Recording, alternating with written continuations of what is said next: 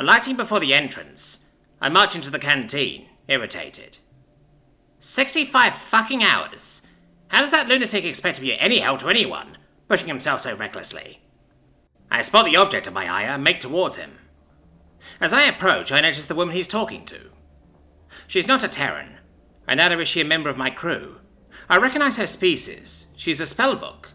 A troglodylic roughworlder, at least. I think she is. They're usually entirely bald, aren't they? This woman has a full head of black hair. It has the effect of making her look much more like a Terran. Is that his purpose?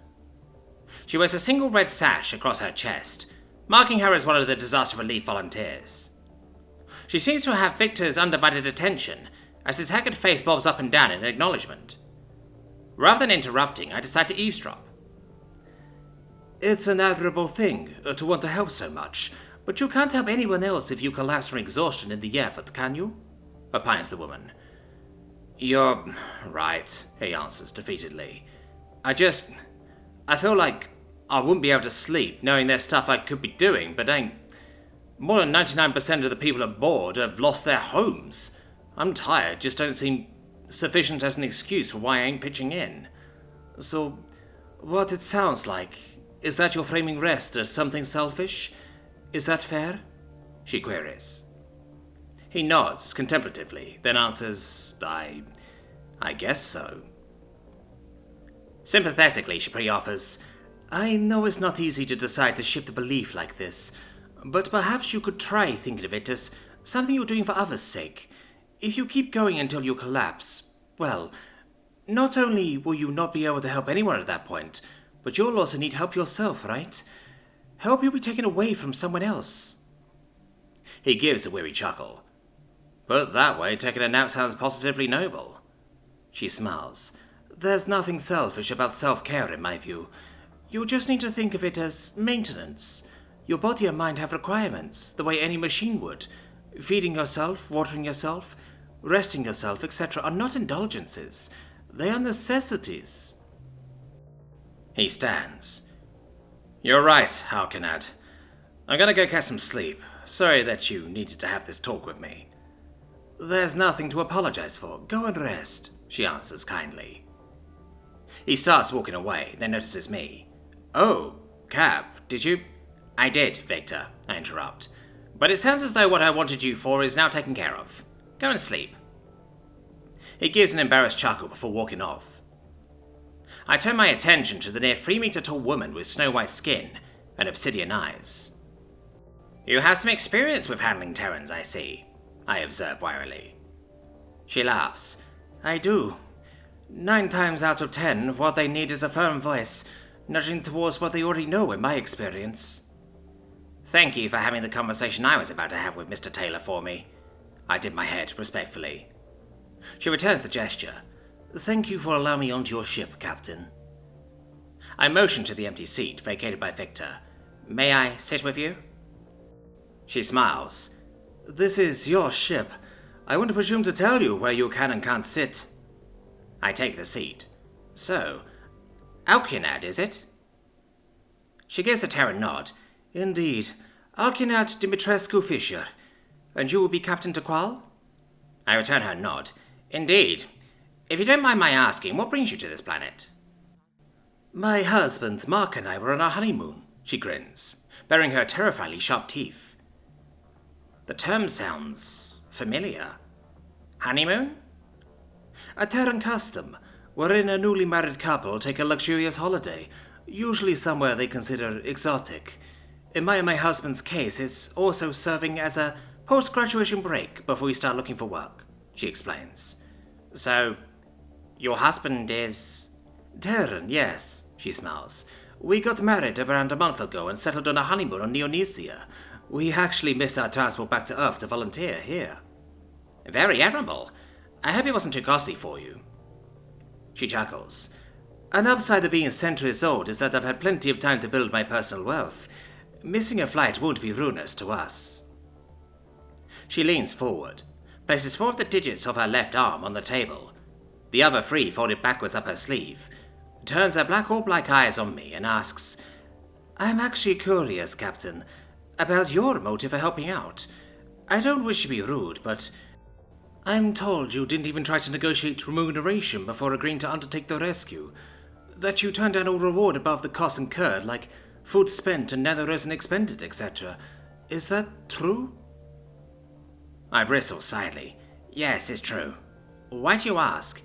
I'm sorry, I meant no offense. Just, do you know what rough waters are? I chuff. I know the spell of a rough waters. I have 2 rough waters aboard my ship whom I consider friends. Are you going to say that being a non-garden warder, you're surprised that I, a garden warder, would act with any honor? That you'd have expected me to waste time haggling when tens of thousands of lives are on the line? Surprised, she throws up the 8 manipulated digits of both hands in a gesture of concession. I'm sorry, I don't know you. I can see I let prejudice... You're right, I interrupt. That is what most garden warders would have done. It's what I would have done earlier in my life. It wouldn't have been that I only wanted to profit. It wouldn't have been that I was happy to let anyone die. I suppose I would have framed it as not wanting to be taken advantage of. Now, though, the idea of haggling while lives hang in the balance, well, it no longer reads as acceptable to me. Why do you think that is? She asks, as if she truly doesn't know, or as if she's truly more interested in my perspective than telling me hers. I think for a moment before answering.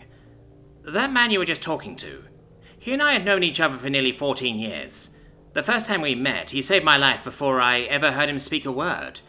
In all the time I've known him, I don't believe I've ever once seen him hesitate in undertaking an action that would have helped someone. I don't believe I've ever seen him stop and ask, but what's in it for me, though? At some point, I suppose I became embarrassed. The notion of stopping to perform a cost-benefit analysis before undertaking life-saving action began to read as selfish, I suppose. Childish, ignoble, revolting.